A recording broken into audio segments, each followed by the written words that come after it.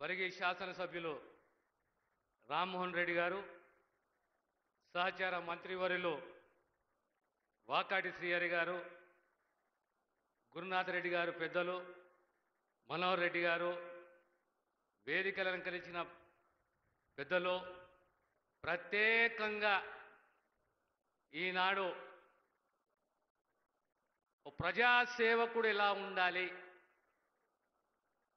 జవాబుదారీతనంతో ఉండాలి, నా ప్రాంతము, నా ప్రజలు, నా అక్కలు, నా చెల్లెళ్ళు, నా తల్లు సుభిక్షంగా ఉండాలి అనే ఓ ఆకాంక్ష, ఓ పట్టుదల, అలాంటి నాయకుణ్ణి కొడంగల్ ప్రజలు ఎన్నుకోవడము మీ అదృష్టము, మీకు సేవ చేయడము, మీరు వారి ముఖ్యమంత్రి చేయడము తెలంగాణ ప్రజల అదృష్టం అని చెప్పి ఈరోజు నేను ముఖ్యమంత్రి గారితో అంటున్నా, మీ యొక్క ఈ కమిట్మెంటు, ఈ సేవా దృక్పథము, ఈ దార్శనికత్వము కొడంగల్ ఒక ఆదర్శ నియోజకవర్గంగా నిలిచిపోవాలి. ఒక మెడికల్ కాలేజు, ఒక గవర్నమెంట్ హాస్పిటల్, ఒక ఎంసీహెచ్, ఓ ఇంజనీరింగ్ కళాశాల, ఒక లిఫ్ట్ ఇరిగేషను, దానికి తోడు నా పిల్లలు పౌష్టిక ఆహారాన్ని పిల్లలకు అందియాలి.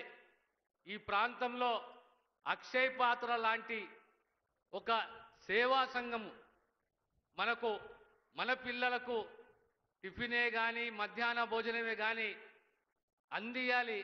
ఆ ఆలోచన రావాలంటే అది చాలా గొప్ప విషయం అనే విషయాన్ని మీకు సవినయంగా తెలియజేస్తున్నాను. ప్రత్యేకంగా సమాజంలో మార్పు రావాలి అంటే మన పిల్లలు విద్యావంతులు, విద్యాధికులు కావాలి, తరకశక్తి పెరగాలి, ఆలోచన విధానంలో మార్పు రావాలి. అందులో ప్రధానంగా ఆడపిల్ల చదువుకోవాలి. ఆడపిల్ల చదువుకుంటే ఓ తల్లిగా, ఓ బిడ్డగా, ఒక కోడలుగా, ఒక భార్యగా తన వంతు బాధ్యతతోటి సంసారాన్ని తిప్పుతుంది. ఆ తల్లికి ఆర్థిక సహాయం కాదు, ఒక సంఘాన్ని ఏర్పాటు చేసుకొని అందులో లోన్ల ద్వారా ప్రభుత్వం సహకరిస్తే అంచెలంచెలుగా ఎదుగుతుందనే ఓ ఆలోచనతోటి కాంగ్రెస్ ప్రభుత్వం రేవంత్ రెడ్డి గారి నాయకత్వంలో ప్రత్యేకంగా మహిళలకు సంబంధించి ఉచిత ప్రయాణమే కానీ, గ్యాస్ సిలిండరే కానీ, మహిళా సంఘాలకు రకరకాల పథకాలే కానీ, ఆర్టీసీ బస్సులే కానీ, చివరకు పెట్రోల్ బంకులు ప్రతి దాంట్లో మిమ్మల్ని భాగ్యస్వామ్యం చేసి ఈరోజు మనం సారా పండుగ చేసుకుంటాం.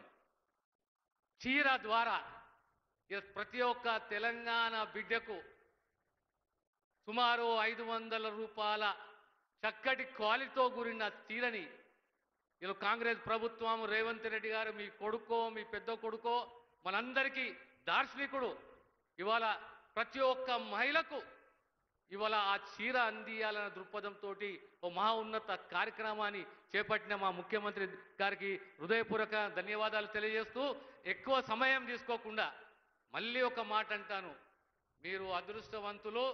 ఇలాంటి నాయకుని మీరు ఎన్నుకున్నారో, ఇలాంటి నాయకుడు దార్శనికత్వం వహించడము, రేపొద్దున మా ప్రాంతాలలో మేము కూడా ఇదే రకంగా మా ప్రాంతాలకు సేవ చేస్తాము వారి ఆశీస్సులతో చెప్పేసి సవినయంగా తెలియజేస్తూ నేను సెలవు తీసుకుంటాను. గౌరవ మంత్రివర్యులు దామోదర రాజనరసింహ గారికి ధన్యవాదాలు తెలియజేస్తూ, మనం ఎంతో కాలం నుంచి ఎదురు చూస్తున్నటువంటి మన గౌరవ ముఖ్యమంత్రి రేవంత్ రెడ్డి గారిని మాట్లాడాల్సిందిగా కోరుతున్నాం.